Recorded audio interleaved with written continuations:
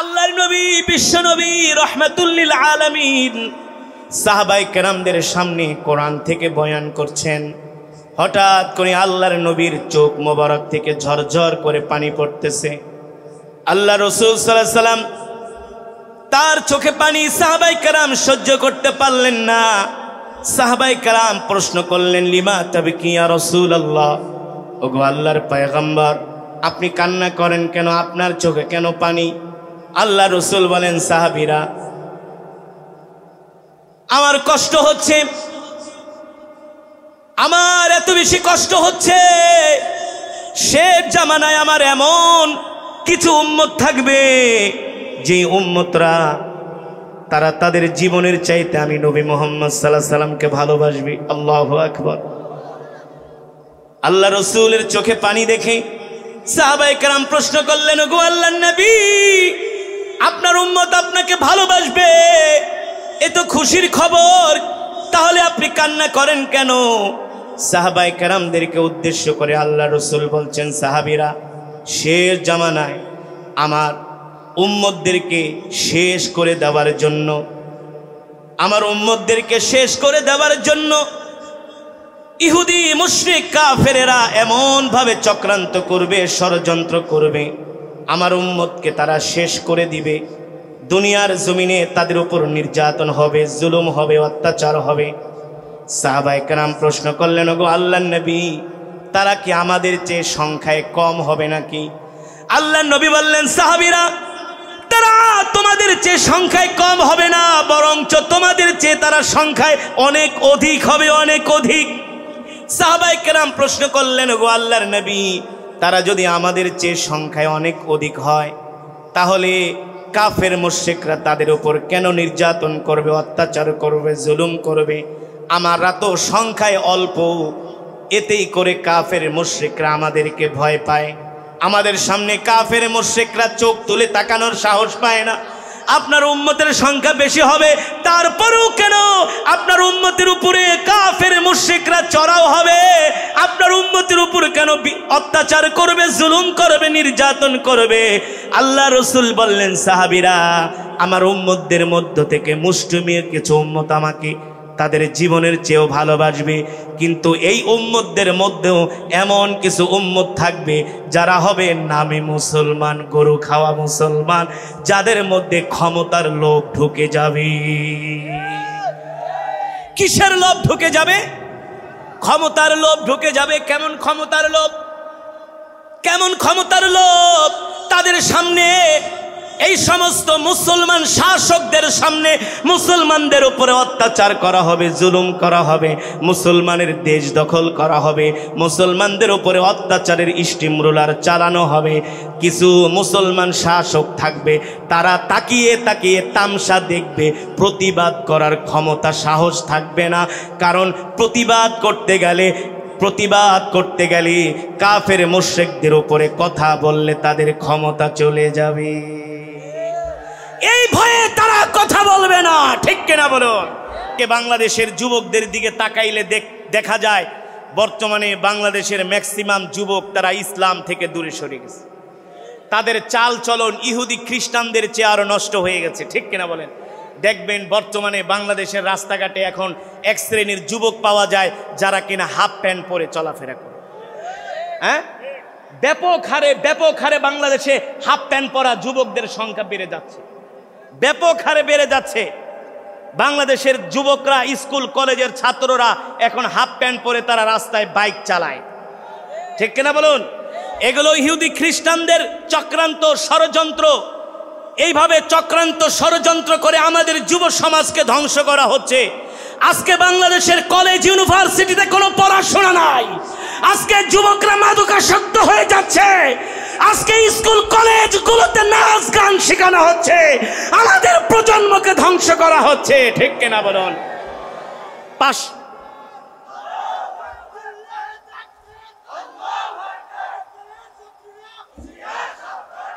পাশের রাষ্ট্র ভারত থেকে ওদের সংস্কৃতিগুলো আমদানি করে বাংলাদেশে সেগুলো সাপ্লাই দেয়া হচ্ছে। ঠিক কিনা বলুন? আগে আমরা কি দেখেছি, আমাদের দেশের স্কুলগুলোতে যখন শিক্ষা সমাপনী দিবস হতো সেই দিন প্রতিটা স্কুলে মিলাদ, প্রতিটা স্কুলে দোয়ার আয়োজন করা হতো। মসজিদের ইমাম সাহেবদেরকে দাওয়াত দিয়ে দোয়ার আয়োজন করা হতো, ঠিক কিনা বলুন? আপনারা দেখেছেন কি দেখেছেন না? সেই 30 বছর আগের কথা, যখন শিক্ষা সমাপনী দিন ছিল, পাশের মসজিদের ইমাম সাহেবকে দাওয়াত করা হতো, আর আমরা বাসা থেকে বিস্কুট মিষ্টি কিনে নিয়ে যেতাম। তারপরে ইমাম সাহেবকে দাওয়াত দিয়ে বলতো, হুজুর দোয়া করে দেন, আজকে আমাদের স্কুলের শেষ শিক্ষা সমাপনী দিন। ইমাম সাহেব আমাদেরকে নিয়ে দোয়া করতেন। আর বর্তমানে বাংলাদেশের স্কুলগুলোতে শিক্ষা সমাপনী দিবসে দোয়া তো দূরের কথা, বড় বড় ডেক সেট ভাড়া করে হিন্দি গান বাজায়, ছাত্র ছাত্রী শিক্ষক শিক্ষিকারা একসাথে নাচানাচি করে। সঠিক নাকি বেঠিক? মিথ্যা বলেছি? আজকে বর্তমানে এমন একটা প্রজন্ম বাংলাদেশে তৈরি হচ্ছে, না আছে শিক্ষা, না আছে দীক্ষা, না আছে ভদ্রতা, না আছে সভ্যতা। বর্তমানে এখন স্কুলের 6-7 ছেলেরা ওপেন রাস্তায় দাঁড়িয়ে দাঁড়িয়ে সিগারেট খায়। আমাদের প্রজন্মটাকে তারা ধ্বংস করে দিচ্ছে, আমাদের সমাজটাকে তারা ধ্বংস করে দিচ্ছে, আমাদের দেশটাকে অশ্লীলতা দিয়ে, বেহায়াপনা দিয়ে, অশ্লীল সিনেমা গান নাটক দিয়ে আমাদের দেশের শিক্ষাকে ভেঙে চুরমার করে দেয়া হচ্ছে, ঠিক কিনা বলো? শিক্ষাই জাতির মেরুদণ্ড। এখন এমন শিক্ষা দেওয়া হচ্ছে, গতকালকের আগের দিন পত্রিকায় দেখলাম, শিক্ষক আর স্কুলের শিক্ষার্থী মেয়েরা একসাথে মদ খেয়ে মাতাল হয়ে অজ্ঞান হয়ে গেছে। একসাথে শিক্ষক আর স্কুলের ছোট ছোট 8-9-এ পড়ে এমন ছাত্রীদেরকে নিয়ে শিক্ষক মদ খেয়েছে।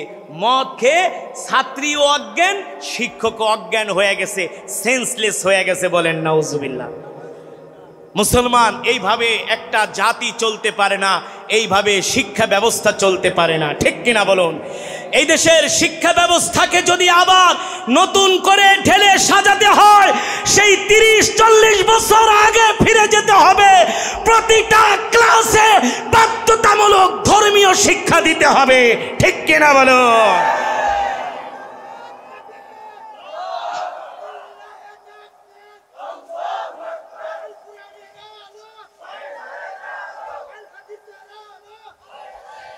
মুসলমান, অনেকেই বলে, হুজুর আপনাদের কথা আমাদের মজা লাগে না। মজা লাগবে যখন ছেলে বাপের গায়ে হাত দেয়, তখন ঠিকই মজা লাগে। আপনারা দেখছেন গাজীপুরে বাপ সন্তানকে নিজের হাতে জবাই করেছে, দেখছেন আপনারা? ওই গাজীপুরে আমি এক মসজিদে জুমা পড়াই, গাজীপুর মাওনাতে। বাবা সন্তানকে ঘুমন্ত অবস্থায় দা দিয়ে, কুড়াল দিয়ে কুপিয়ে তাকে হত্যা করেছে। বাবা, বাবা কে? জোরে বলুন কে? কারণ কি? কারণ কি? বাবা সন্তানকে কেন কুড়াল দিয়ে কুপিয়ে হত্যা করলো? কারণ কি? আজ পর্যন্ত শুনেছেন কোন মাদ্রাসার ছাত্রকে তার বাবা কুড়াল দিয়া কুপিয়ে হত্যা করেছে? অথবা কোনো মাদ্রাসার ছাত্র কোনো বাবার গায়ে, মায়ের গায়ে হাত দিয়েছে? বলতে পারবেন? আপনাদেরকে হাজার হাজার লক্ষ লক্ষ প্রমাণ দেখাতে পারবো। স্কুল কলেজে পড়ুয়া ছাত্ররা নেশার টাকার জন্য বাবার গায়ে হাত দিয়েছে, মায়ের গায়ে হাত দিয়েছে, ঠিক কিনা বলেন? জন্মদাত্রী মাকে লাথি মেরে ঘর থেকে ফেলে দিয়েছে, মাকে অজ্ঞান করে ফেলেছে, মায়ের কানের দুল, স্বর্ণের চেন বিক্রি করে তারা ইয়াবা খেয়েছে, বাবা খেয়েছে, ফেন্সিডিল খেয়েছে। যেই বাবা তার সন্তানকে কুড়াল দিয়ে কুপিয়ে হত্যা করেছে, সাংবাদিক তাকে প্রশ্ন করলো, আপনি আপনার সন্তানকে কুড়াল দিয়ে কুপিয়ে হত্যা করলেন, এখন তো আপনার ফাঁসি হবে। বাবা বলে, ফাঁসি হলে হোক, তাতেও আমি খুশি। বলে, কেন খুশি? বলে, আমার এই সন্তান আমার সামনে তার মায়ের গায়ে হাত দেয়, তার মাকে লাথি মারে, তার মার চুল টেনে ছিঁড়ে ফেলে, আমার সামনে তার মাকে কয়েকদিন তার হাত দিয়ে প্রহার করেছে। আমি স্বামী হিসাবে কোনোদিন স্ত্রীর উপরে সন্তান নির্যাতন করবে, এই দৃশ্য পৃথিবীর কোনো স্বামী সইতে পারে না, ঠিক কিনা বলুন মুসলমান? এর কারণ কি? এর কারণ হলো আমাদের যুব সমাজ, আমাদের সন্তানগুলো দ্বীনি শিক্ষা থেকে তারা দূরে সরে গিয়েছে, ঠিক কিনা বলুন?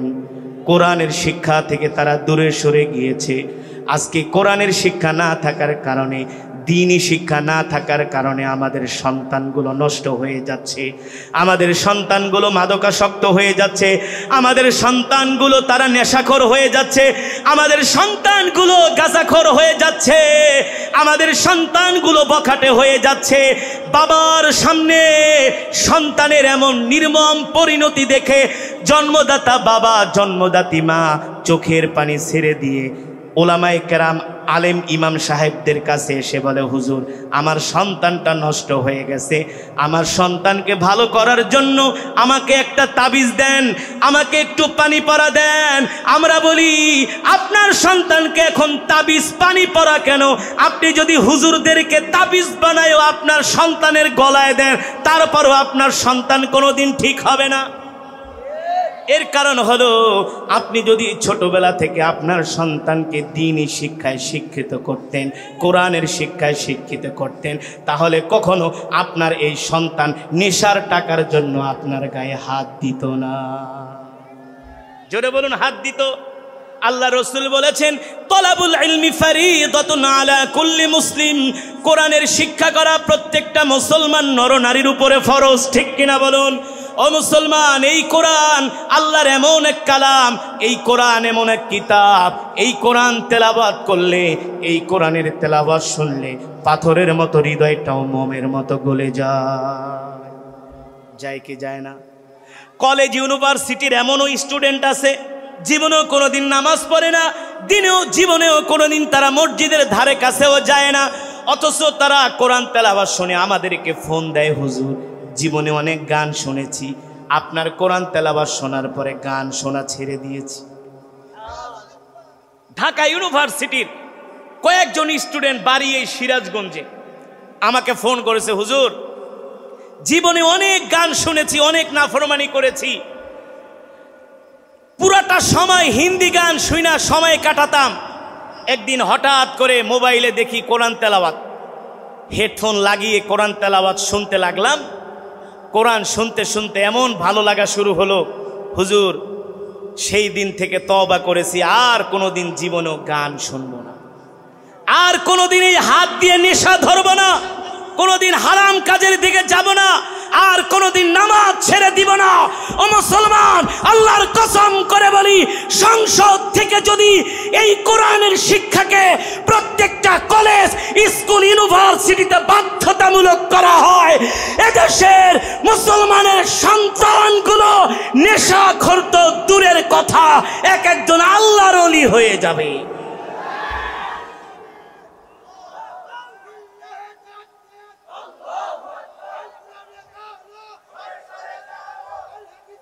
এক একজন আল্লাহর ওলি হয়ে যাবে। এখন এই কথাগুলোই শিক্ষিত পাগলদেরকে কে বুঝাবে? যারা সংসদে বসে বক্তব্য দেয়, কোরআনের বিরুদ্ধে কথা বলে, ইসলামের বিরুদ্ধে কথা বলে, শুনলেই চুলকানি ওঠে। ঠিক কিনা বলুন? কোরআনের কথা শুনলেই যাদের চুলকানি ওঠে, তাদেরকে এই কথাগুলো কে বুঝাবে যে বর্তমানে তোমরা তোমাদের প্রচলিত শিক্ষা ব্যবস্থা দিয়া এদেশের যুব সমাজ, এদেশের সন্তানদেরকে তোমরা সোনার মানুষে পরিণত করতে পারবা না। যদি প্রত্যেকটা সন্তানকে সোনার মানুষে পরিণত করতে হয়, একমাত্র কোরআনের শিক্ষার কোনো বিকল্প নাই। আছে? কোরআনের শিক্ষার কোনো বিকল্প নাই। আমি আপনাদেরকে সাহাবায়ে কেরামের একটা ছোট্ট, সেই 1450 বছর আগের ঐতিহাসিক একজন সাহাবীর একটা ছোট্ট ঘটনা শুনাই, আমি আমার বয়ান শেষ করব। ততক্ষণ বসতে রাজি আছেন তো? ইনশাআল্লাহ আমরা শেষ মোনাজাত দিয়ে যাব। ঠিক কিনা বলুন? বসুন, আমরা শেষ মোনাজাত দিয়ে যাব। 12টা বেজে গেছে, 12টার উপরে আমি বয়ান কোথাও করি না। এখন প্রায় 12টার উপরে, মাত্র আর 10 মিনিট বয়ান হবে। রাজি আছেন ইনশাআল্লাহ? বসেন। রসুলের একজন প্রিয় সাহাবী ছিলেন, নাম হলো মুসাব বিন উমাইর। নাম কি? রসুলের একজন প্রিয় সাহাবী নাম হলো মুসাব বিন উমাইর। যুবক, তোমরা যারা কলেজ ইউনিভার্সিটিতে পড়ো, নিজেকে অনেক স্মার্ট দাবি করো, অনেক শিক্ষিত দাবি করো, বাইক নিয়ে ঘোরো, তোমার বাবার অনেক টাকা পয়সা, জিমে যে তুমি জিম করে তুমি তোমার বডি বিল্ড আপ করো, তোমার মাসল বিল্ড আপ করো, তুমি তোমার ফিটনেসটাকে আকর্ষণ করার জন্য নামাজ বাদ দিয়া দৈনিক 3 ঘন্টা জিম করো। এমন যুবক আছে কি আছে না?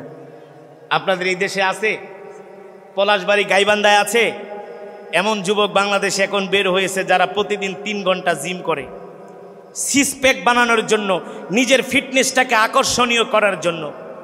নামাজ এক ওয়াক্ত পড়ে না, বাবার কিছু টাকা পয়সা থাকলে নিজেকে একেবারে মনে করে অনেক সম্পদশালী, নিজে আয়নার সামনে যে নিজের বডি নিজে দেখে আর সে নিজে সন্তুষ্ট হয় যে আমি কত সুন্দর, কিন্তু তাকে নামাজের দিকে ডাকলে বলবে আমার প্যান্ট নষ্ট, আমার লুঙ্গি নষ্ট। ঠিক কিনা বলেন? দেখবেন কিছু যুবক রাস্তা দিয়া যায়, খুব সুন্দর গেঞ্জি পরা, প্যান্ট পরা, খুবই স্মার্ট, ডাক দিবেন ভাই আসেন নামাজে, কয় হুজুর আমার তো প্যান্ট নষ্ট। ওদের প্যান্ট সারা জীবনই নষ্ট থাকে। এক শ্রেণীর এমন যুবক আছে কি আছে না? যুবক রসুলের সাহাবী মুসাব বিন উমাইর, দেখতে শুনতে এমন সুন্দর সুদর্শন, মক্কার যুবকরা তাকে নেতা হিসাবে মানত। যে কোনো মেয়ে ওই মুসাব বিন উমাইরকে দেখলে পাগল হয়ে যেত, এমন রাজকীয় চেহারা ছিলেন, এমন বডি ফিটনেস ছিলেন, আকর্ষণীয় চেহারার অধিকারী রসুলের সাহাবী মুসাব বিন উমাইর, যাকে মানুষ এক নজর দেখলেই তার চেহারা তার সৌন্দর্য দেখে মুগ্ধ হয়ে যেতেন। এমন একজন সুদর্শন যুবক ছিলেন মুসাব বিন উমাইর। একদিন আবু জেহেল তার বাড়িতে আসলেন। আসার পরে মুসাব বিন উমাইর বলে, আবু জেহেল আপনি এত বড় নেতা, আমার বাড়িতে আসছেন সাত সকালে, কারণটা কি? আবু জেহেল বলে, বাবারে তোমার বাড়িতে আসছি তোমার ভালোর জন্য। একটা প্রবাদ আছে, মার চেয়ে মাসির দরদ বেশি। আবু জেহেল যার বাড়িতে যাবে বুঝতে হবে ওর জন্য ধ্বংস। ঠিক কিনা বলুন? কিছু মানুষ আছে দুষ্ট মানুষের মিষ্টি কথা, আছে কি আছে না? আবু জেহেল ছিলেন এই স্বভাবের মানুষ। মুসাব বিন উমাইরের বাড়িতে আসছেন আবু জেহেল। মুসাব বিন উমাইর প্রশ্ন করলেন, আবু জেহেল আপনি আমার বাড়িতে কেন আসছেন? আবু জেহেল বলে, মুসাব তুমি আমাদের ভাতিজা, তুমি হলা মক্কার শিক্ষিত যুবক, তুমি হলা নেতা টাইপের যুবক, তুমি দেখতে যেমন সুন্দর, শিক্ষা যোগ্যতায় তুমি অতুলনীয়, নেতৃত্ব দেওয়ার যোগ্যতা তোমার মধ্যে আছে, আমরা তোমাকে ভালোবাসি, আগামীতে তুমি আমাদের নেতা হবে, নেতৃত্ব দিবে। ও মুসাব, এই কারণে আমরা তোমার বাড়িতে আসছি। মুসাব বিন উমাইর বলে, আবু জেহেল তা তো ভালো কথা, কিন্তু আসলে কেন আসছেন আমার বাড়িতে, আপনার উদ্দেশ্যটা কি? আবু জেহেল ডাক দিয়া বলে, মুসাব তুমি হলা সম্ভ্রান্ত পরিবারের সন্তান, তোমার বাবার অর্থের অভাব নাই, সম্পদের অভাব নাই, তোমাকে মক্কার মানুষ ভালোবাসে, কিন্তু তোমার বাবা নাই, তুমি এতিম, তোমাকে নিয়ে আমার চিন্তা হচ্ছে, টেনশন হচ্ছে। মুসাব বিন উমাইর ডাক দিয়া বলে, আবু জেহেল আমাকে নিয়ে আপনার কি চিন্তা, কি টেনশন? আবু জেহেল বলে, মুসাব তুমি কি জানো না এই মক্কায় একজন যুবক আছে যার নাম হলো মোহাম্মদ? জোরে বলি সাল্লাল্লাহু। আবু জেহেল বলতেছেন তার নাম হলো মোহাম্মদ। মুসাব বিন উমাইর বলে, কি হয়েছে বলেন? আবু জেহেল বলে, মুসাব তোমার মতো অনেক যুবকরা মোহাম্মদের কাছে যে তারা কালেমা পড়ে মুসলমান হয়ে যাচ্ছে। আল্লাহু আকবার। মুসাব বিন উমাইর বলে, আবু জেহেল এতে আপনার সমস্যা কি? আবু জেহেল বলে, মুসাব তুমি হয়তো বা ঘটনাটা ভালো করে বুঝো নাই। আরে শোনো, আমরা তো আগামীতে তোমাকে নেতা বানাবো, তোমার বাবা হলো মক্কার সম্পদশালী একজন লোক, আমরা হলাম মক্কার বড় বড় লিডার। ক্ষমতা যদি মোহাম্মদের হাতে চলে যায়, মোহাম্মদের পাল্লা যদি ভারী হয়ে যায়, মক্কার যুবকরা যদি তাকে নেতা মেনে নেয়, তাহলে তো আমাদের ক্ষমতা থাকবে না, তোমার বাবার অস্তিত্ব বিলীন হয়ে যাবে, তোমার বংশমর্যাদা মাটির সাথে মিশে যাবে। মুসাব বলে, তাহলে আমি কি করতে পারি বলেন আবু জেহেল? আবু জেহেল বলে, মুসাব শোনো, আমি তোমাকে কয়েকটা কথা বলার জন্য আসছি, তোমাকে কয়েকটা উপদেশ দিব। মুসাব বিন উমাইর বলে, কি উপদেশ? শোনো মুসাব, তুমি ওই মোহাম্মদের কাছে ভুলেও যাবা না। বলেন নাউজুবিল্লাহ। মুসাব বিন উমাইর বলে, আবু জেহেল কেন যাব না মোহাম্মদের কাছে? বলে তুমি যদি মোহাম্মদের কাছে যাও, মোহাম্মদকে দেখলেই তুমি তার জন্য পাগল হয়ে যাবে। আল্লাহু আকবার। মুসআব বিন উমাইর বলে এটা আবার কেমন কথা? বলে হ্যাঁ, এটাই আসল কথা। মোহাম্মদকে যে একবার দেখে সেই মোহাম্মদের জন্য পাগল হয়ে যায়। এই কথা শোনার পরে মুসআব বিন উমাইরের মধ্যে একটু লোভ চলে আসলো আল্লাহর নবীকে দেখার জন্য। আল্লাহু আকবার। দেখেন, আবু জেহেল চেয়েছিল ইসলামের ক্ষতি করতে, দ্বীনের ক্ষতি করতে, অথচ আল্লাহ তাআলা আবু জেহেলের চক্রান্তকে নস্যাৎ করে দিচ্ছে। ঠিক কিনা বলুন? আবু জেহেলের চক্রান্ত হিতে বিপরীত হয়ে যাচ্ছে। মুসআব বিন উমাইর বলে আবু জেহেল আর কি করতে পারি? বলে শোনো, মোহাম্মদ নিজে কবিতা বানায়া বানায়া সে কোরআন বলে চালায়া দেয়, নিজে কবিতা বানায় আর মানুষকে বলে এটা নাকি আল্লাহর কোরআন। আচ্ছা মুসআব, তুমি তো একজন শিক্ষিত মানুষ, তোমার বাবাও তো কবি ছিলেন। মুসআব বলে আমিও তো কবি। আচ্ছা তুমি বলো, আমাদের চোখের সামনে যদি কেউ নিজেকে অনেক বড় কবি দাবি করে কবিতা লিখে যদি কোরআন বলে চালায় দেয়, এটা কি আমরা মানতে পারি? মুসআব বিন উমাইর বলে আবু জেহেল শোনেন, আমিও কবি, আমার বাবাও কবি, মোহাম্মদের কবিতা শুনলে আমি বলে দিতে পারবো এটা আসলে কবিতা নাকি আল্লাহর কোরআন। জোরে বলেন সুবহানাল্লাহ। আবু জেহেল বলে মুসআব তুমি ভুলেও কিন্তু মোহাম্মদের কাছে যাবা না, তার কবিতাও তোমার শোনার দরকার নাই। মুসআব বলে কেন?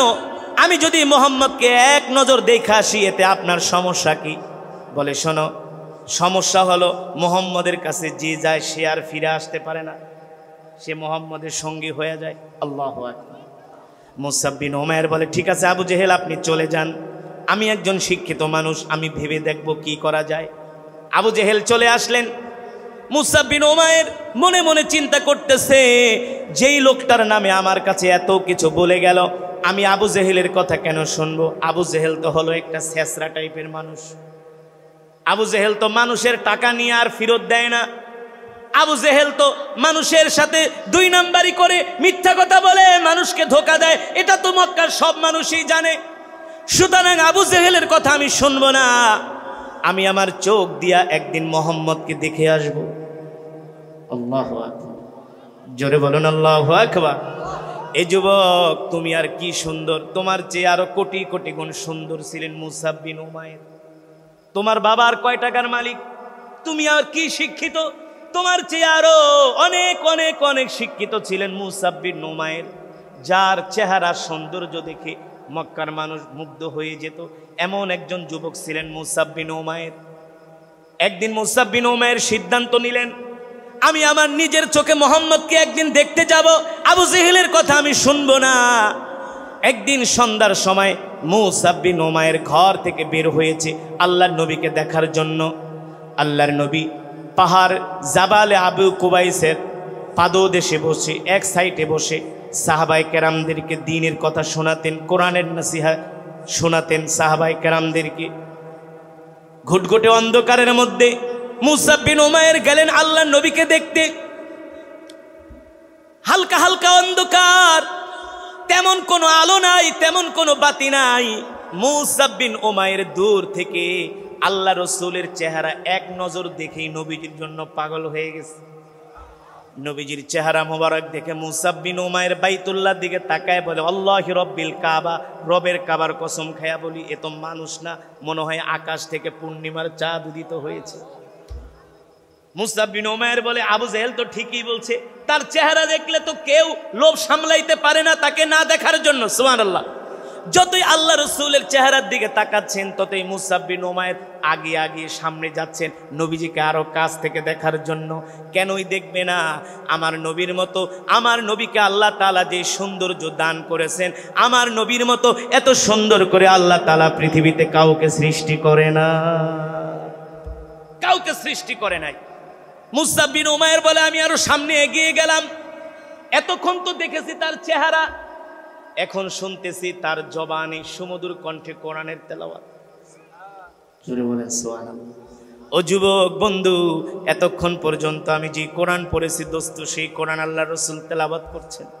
মুসআব বিন উমাইর বলে আরে আবু জেহেল বলল এই লোকটাকে কবি, কিন্তু আমার কাছে তো মনে হয় সে কবি না, সে হলো নবী। জোরে বলেন সুবহানাল্লাহ। আমার কাছে মনে হচ্ছে সে কবি না, সে হলো নবী। আল্লাহ রসুলের কোরআনের তেলাওয়াত শুনে মন্ত্রমুগ্ধ হয়ে কিংপতর নীরবতা পালন করে এক নজরে আল্লাহ রসুলের দিকে তাকায় আছেন মুসাব বিন উমাইর। নবীজির কোরআন তেলাওয়াত শুনে বাড়িতে চলে আসলেন।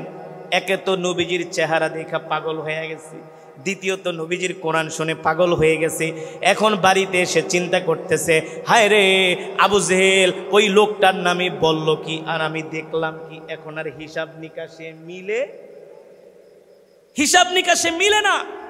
মুসাব বিন উমাইর বলে, আমি একদিন না, 2 দিন না, আমি 3 দিন গেলাম আল্লাহ নবীকে দেখতে। সুবহানাল্লাহ বলে।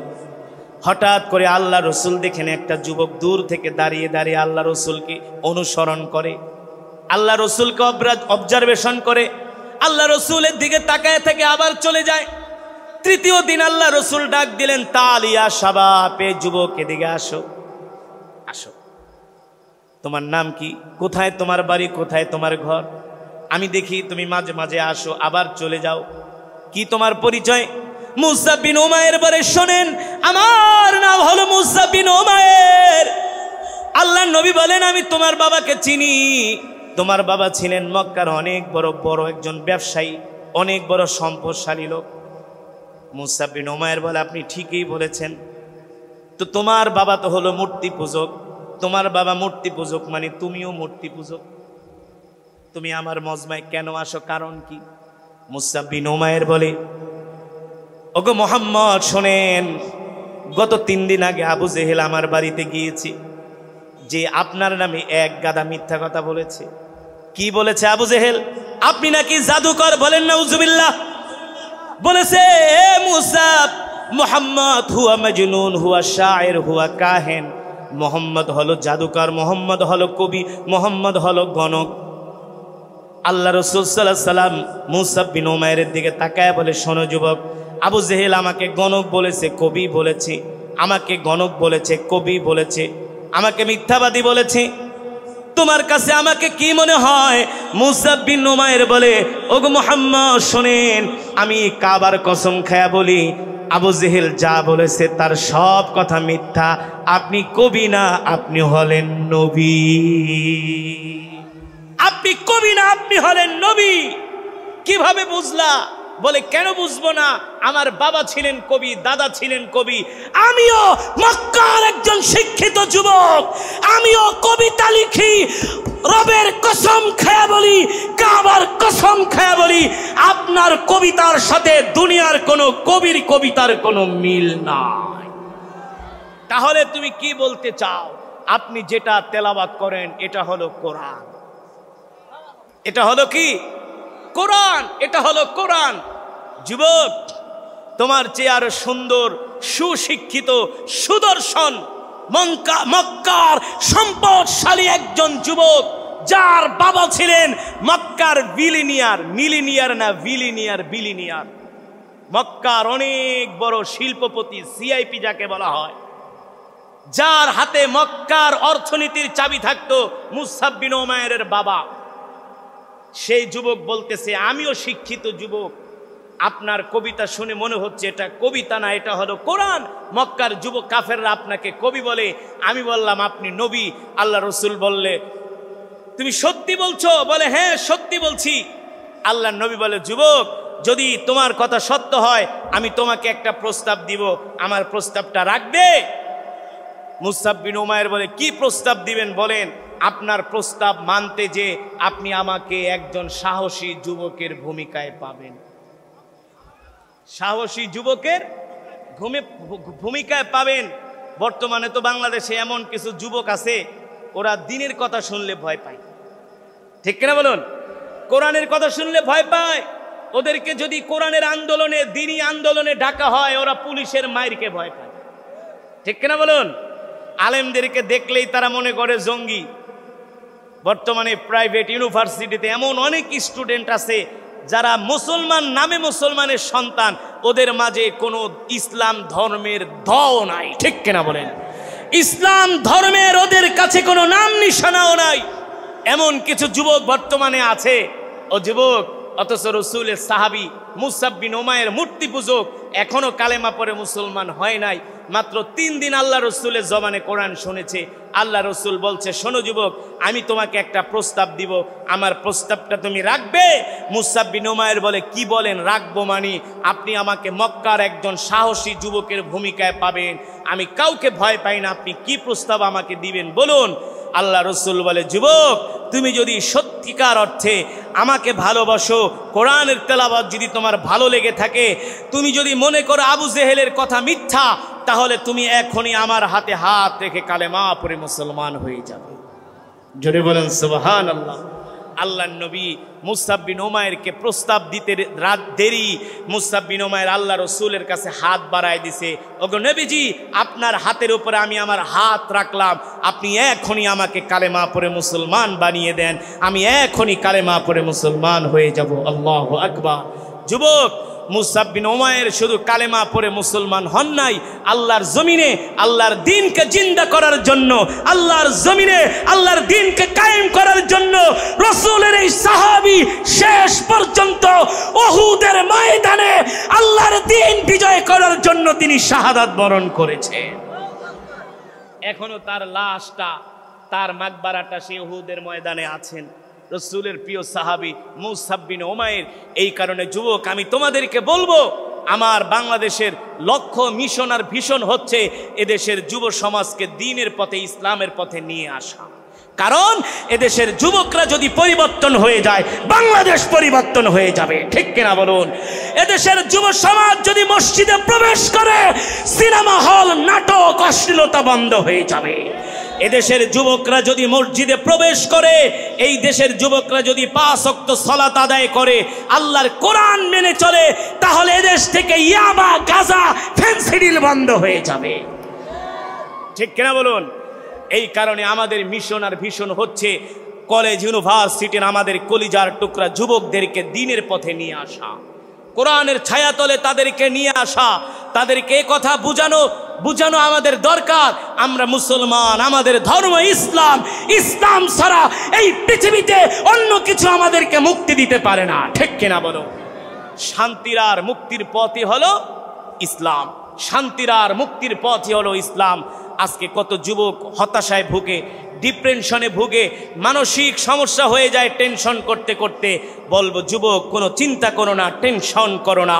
পৃথিবীতে তুমি যতই হতাশার সাগরে নিমজ্জিত হও না কেন, তোমাকে সেই অতল গহ্বর সাগর থেকে টেনে তুলে হতাশা দূর করানোর একজন মালিক আছেন, তিনি হলেন আল্লাহ রাব্বুল আলামিন, ঠিক কিনা বলো?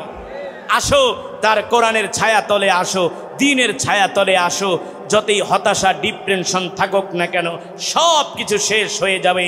এই পৃথিবীতে যদি আমাদেরকে মান, সম্মান, ইজ্জত নিয়ে বাঁচতে হয়, শান্তিময় পৃথিবী যদি প্রতিষ্ঠা করতে হয়, এই পরিবার, এই সমাজকে যদি শান্তিতে রাখতে হয়, আল্লাহর কোরআন ছাড়া আমাদের আর কোনো পথ নাই, ঠিক কিনা বলুন? এই কারণে আমরা নিজেরাও কোরআন পড়ব, আমাদের সন্তানদেরকেও কোরআন শিখাবো ইনশাআল্লাহ। প্রত্যেকটা কলেজে, স্কুলে, ইউনিভার্সিটিতে কোরআনের শিক্ষা, ধর্মীয় শিক্ষা বাধ্যতামূলক করতে হবে। তাহলেই আমাদের এই ঘুণে ধরা সমাজটা ইনশাআল্লাহ পরিবর্তন হয়ে যাবে। এই সমাজের ভিতরে মারামারি, কাটাকাটি, হানাহানি, হিংসা, বিদ্বেষ, চুরি, দুর্নীতি থাকবে না। এই সমাজ একটি শান্তিময় সমাজে পরিণত হবে। এই জন্যই এদেশের ওলামায়ে কেরাম, পলাশবাড়ির ওলামায়ে কেরাম, তাদের এই মেহনত যে এদেশের মুসলমানরা যাতে দ্বীনের পথে চলে আসে, যুব সমাজ যাতে দ্বীনের পথে চলে আসে। মা বোনেরা ভালো করে শুনে রাখেন, এই পলাশবাড়ির ওলামায়ে কেরামের আলেমদের আজকের এই মাহফিল করার উদ্দেশ্য হলো প্রতিটা মুসলমান যুবক যাতে মসজিদমুখী হয়, দ্বীনমুখী হয়, কোরআনমুখী হয়, ঠিক কিনা বলো? মাহফিল করার এই একটাই উদ্দেশ্য, আর কোনো দুনিয়াবি কোনো উদ্দেশ্য নেই। উদ্দেশ্যই হলো এদেশের যুবকদেরকে, এদেশের মুসলমানদেরকে দ্বীনের পথে নিয়ে আসা, কোরআনের পথে নিয়ে আসা, ইসলামের পথে নিয়ে আসা। যদি আমরা কোরআনের পথে, দ্বীনের পথে আসি, তাহলে আমরা নিজেরাও শান্তি পাব, আমাদের পরিবার শান্তি পাবে, আমাদের সমাজ, আমাদের দেশের মধ্যে শান্তি প্রতিষ্ঠা হবে। অন্যথায় অন্য কোনো তন্ত্র মন্ত্র দিয়ে শান্তি প্রতিষ্ঠা করা সম্ভব এই কারণে আমরা নিজেরাও কোরআন পড়ব, পরিবার পরিজন সন্তানদেরকে আমরা কোরআনের শিক্ষায়, দ্বীনি শিক্ষায় আমরা শিক্ষিত করব। আল্লাহ তাআলা আমাদের সকলকে তৌফিক দান করুন বলি আমিন। এই মাজমা, এই মাহফিলকে আল্লাহ তাআলা হেদায়াতের, নাজাতের জারিয়া হিসেবে আল্লাহ তাআলা এই মাহফিলকে কবুল করুন বলি আমিন। আগামীকালকে আপনাদের দ্বিতীয় দিন, সমাপনী দিন, আপনারা 1 জন 10 জনকে দাওয়াত দেয়া নিয়ে আসবেন। গতকালকে যেহেতু বাংলাদেশে অনেক বড় একটা ঝড় হয়েছিল, আলহামদুলিল্লাহ আজকে আবহাওয়া ভালো হয়ে গিয়েছে। আশা করি আগামীকালও ইনশাআল্লাহ আবহাওয়া অনুকূলে থাকবে। সুতরাং আপনারা 1 জন 10 জনকে দাওয়াত দিয়ে নিয়ে এসে কালকের এই মাহফিলকে সাফল্যমণ্ডিত করবেন। আল্লাহ তাআলা সকলের এই মেহনতকে আল্লাহ তাআলা সন্তুষ্টির জন্য কবুল করুন বলি আমিন। নাসরুম মিনাল্লাহি ওয়া ফাতহুন করিম ওয়া বাশশিরিল মুমিনিন। আলহামদুলিল্লাহি রাব্বিল আলামিন ওয়াসসালাতু ওয়াসসালামু আলা সাইয়্যিদিল আমবিয়াই ওয়াল মুরসালিন ওয়া আলা আলিহি ওয়া সাহবিহি আজমাইন। ربنا ظلمنا أنفسنا وإن لم تغفر لنا وترحمنا لنكونن من الخاسرين. ربنا آتنا في الدنيا حسنة وفي الآخرة حسنة وقنا عذاب النار. رب العالمين মেহেরবানি করে আজকের এই মাহফিলকে কবুল করে নেন। আয় আল্লাহ, পলাশবাড়ি ইমাম ওলামা পরিষদের উদ্যোগে যে মাহফিল, আয় আল্লাহ এই মাহফিলকে নাজাতের জারিয়া হিসাবে, হেদায়েতের উসিলা হিসাবে কবুল করে নেন। আয় আল্লাহ, এই মাহফিলের সওয়াব কোটি কোটি গুণ বাড়িয়ে সর্বপ্রথম প্যারা নবীজির সোনার মদিনায় পৌঁছে দেন। আয় আল্লাহ, প্যারা নবীজির পরিবার পরিজন আহলে বাইতদের আর রাহবাকের হাদিয়া পৌঁছে দেন। মেহেরবানি করে আল্লাহ আমাদের জনম দক্ষিণী আব্বাজান আম্মাজানের কবরে আযাব মাফ করে দেন। আয় আল্লাহ, এই মাহফিলের উসিলায় অত্র এলাকার গোরস্থানে যত কবরবাসী শুয়ে আছেন সমস্ত কবরবাসীর কবরে আযাব মাফ করে দেন। সমস্ত কবরবাসীর কবরকে জান্নাতের বাগান বানায় দেন। মেহেরবানি করে আয় আল্লাহ, এই সংগঠনের সভাপতি, সেক্রেটারি, সদস্যবৃন্দ, আয় আল্লাহ যারা এই সংগঠনকে ভালোবাসেন, অনেক দোস্ত আহবাবরা আছে, আমার সাথে দেখা করেছে। আয় আল্লাহ, যারা এই মাহফিলের জন্য অর্থ দিয়েছেন, শ্রম দিয়েছেন, মেহনত করেছেন, কোরআনের মহব্বত, নবীজির মহব্বতে তারা কোরআনের মাহফিলের আয়োজন করেছেন। আল্লাহ মেহেরবানি করে তাদের দান, তাদের মেহনতকে কবুল করে নেন। তাদের শ্রমকে আল্লাহ আপনার সন্তুষ্টির বিনিময়, জান্নাতের বিনিময়ে কবুল করে নেন। এই মাহফিলকে আল্লাহ আপনি নাজাতের জারি হিসাবে কবুল করে নেন, হেদায়েতের ওসিলা হিসাবে কবুল করে নেন। আয় আল্লাহ, মেহেরবানি করে আপনি আমাদের জন্য জাহান্নামের আগুনকে হারাম করে দেন। আয় আল্লাহ, একটা জান্নাতুল ফিরদাউস আমাদের জন্য বরাদ্দ করে দেন। আয় আল্লাহ, আজকের মাহফিলে যারা উপস্থিত হয়েছে একজনকেও খালি হাতে ফিরিয়ে দিয়েন না। মেহেরবানি করে তামাম জিন্দিগির গুনাহগুলো মাফ করে দেন। আয় আল্লাহ, এতক্ষণ পর্যন্ত যে কোরআন থেকে তেলাওয়াত করলাম, বয়ান করলাম, আয় আল্লাহ এই কোরআন অনুযায়ী আমাদের জীবনকে পরিচালিত করার তৌফিক দেন।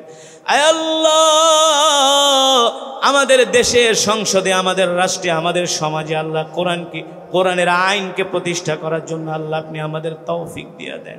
সারা পৃথিবীর মুসলমানদের উপরে রহম করেন, ফিলিস্তিনি মুসলমানদের উপরে রহম করেন। আয় আল্লাহ, এই মাহফিলে যারা 1 টাকা থেকে হাজার হাজার টাকা দান করেছেন, সহযোগিতা করেছেন, সকলের দান সহযোগিতাকে কবুল করে নেন।